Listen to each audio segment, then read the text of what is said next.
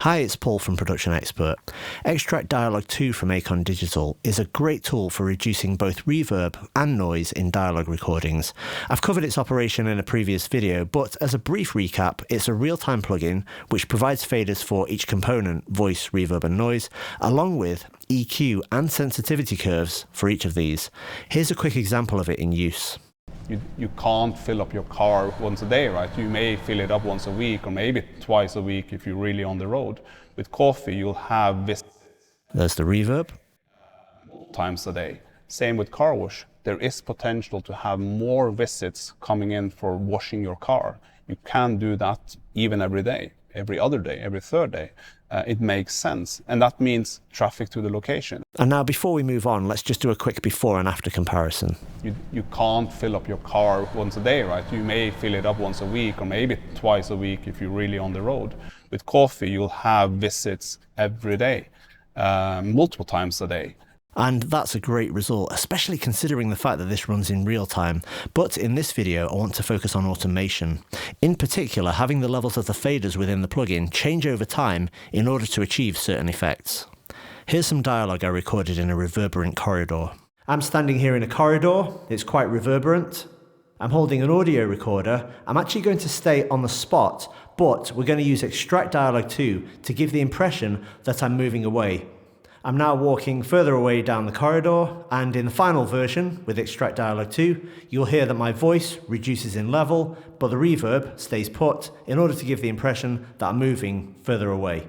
Okay, so as I mentioned in the recording, the goal is to automate this so that my voice gradually drops in level and the reverb stays where it is. But thinking about it, I'm actually going to do it slightly differently. So let's enable this, and we need to auto-enable the two parameters which I want to actually change over time, which in this case are voice and reverb. Now there's more than one way to do this in Pro Tools, but my personal favorite way is to hold down Control, Option and Command, click the control in question, enable it for automation, and you can see it's gone green, which means it's automatable. Do the same with the next one.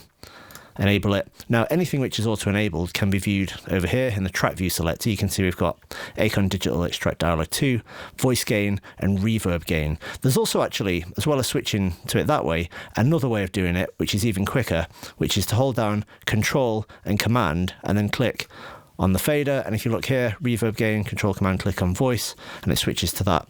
So I want the voice to gradually reduce over time.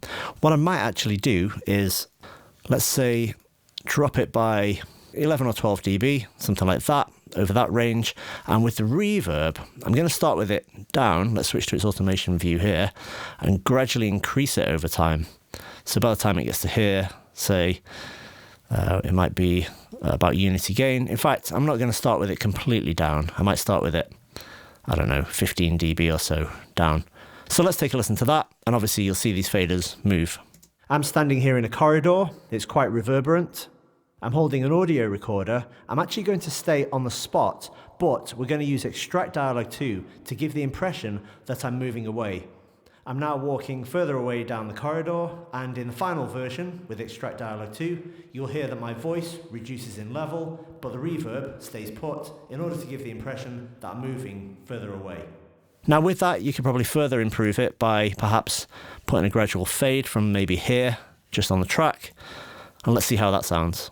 I'm standing here in a corridor. It's quite reverberant. I'm holding an audio recorder. I'm actually going to stay on the spot, but we're going to use Extract Dialogue 2 to give the impression that I'm moving away. I'm now walking further away down the corridor, and in the final version with Extract Dialogue 2, you'll hear that my voice reduces in level, but the reverb stays put in order to give the impression that I'm moving further away. And I'd probably be tempted to modify the shape of that fade so it doesn't completely tail off quickly at the end there, but you can see how this is going to be very useful. Say, for example, this was somebody wearing a radio mic, the camera was fixed, and is walking away down the corridor. This exact process would be absolutely perfect. So the ability to automate the voice, reverb, and noise faders in Extract Dialogue 2 makes it an even more powerful tool, and just opens up all kinds of creative possibilities. Just before I go, I should also mention the fact that you can actually automate these in real time with the faders. So I could, for example, play this back, have things change over time like this, and then when I run this back again, it'll reproduce precisely what I did in real time with those faders in the plugin. Perfect. To find out more about this, you can check out my article on the Production Expert blog, or visit acondigital.com. Thanks for watching.